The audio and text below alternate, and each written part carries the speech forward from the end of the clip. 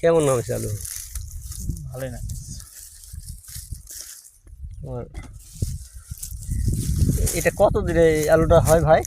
এই কতদিন লাগে এই আলুটা হইতে? 3 মাস। 3 মাস? 2 মাস হয়ে যায়, 2 মাস। হ্যাঁ, 2 মাসেরই হয়েই যায়। কিন্তু আমার এবার প্রশ্ন হলো, মানুষের যারা সাধারণ কৃষক আপনারা, এই যে এই সরিষা, পেঁয়াজ, রসুন আর কিছু কিছু ক্ষেত আছে ব্যাপক দামে, টমেটো, হ্যাঁ, তো এই ক্ষেতগুলো আপনারা করলেন না, কিন্তু এই আলুর পিছনে মানুষ দৌড়ালো। দূরেছে। এই জিনিসটা আমার কাছে একটা প্রশ্ন। আমরা বিলে আসি, কিন্তু মোটা টাকা পাবে তাই। আমরা বিলে আসি দেখিব গত 2 বছর, ধরেন 1 বছর মানুষ মারা খাইলো।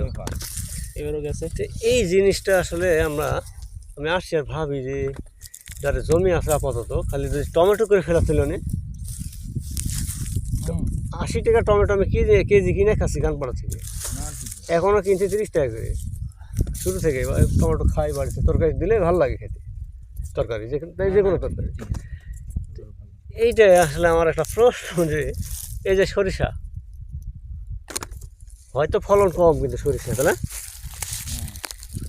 কিন্তু লাগাবো ওই টাকা পয়সা ভারী হয়, বিঘাতে 8 মন হয়। হ্যাঁ, ভালো টাকা। 3000 টাকা মন ধরেন, না দিনে 4,000 4000, এখন 4000, কিন্তু উঠতি 8 মন। 8 মন বাংলা টাকা। 8 মন যদি হয়